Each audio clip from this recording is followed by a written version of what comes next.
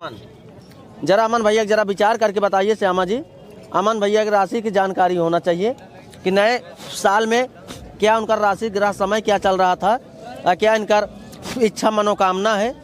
जरा सोच विचार के सच्चे मन से बताना श्यामा जी, क्योंकि बहुत से आदमी तुम्हारे ऊपर भरोसा। इसमें क्या देख क्या रही है? कार्ड है इसमें। अच्छा, कार्ड को निकालने है क्या? ये कार्ड निकालेगी, राशि का कार्ड। अच्छा, ये खुद निकाल लेगी? खुद निकालेगी जब अंदर से पाएगी तो। अच्छा, देखो भाई श्यामा, क्या नाम बोले भाई?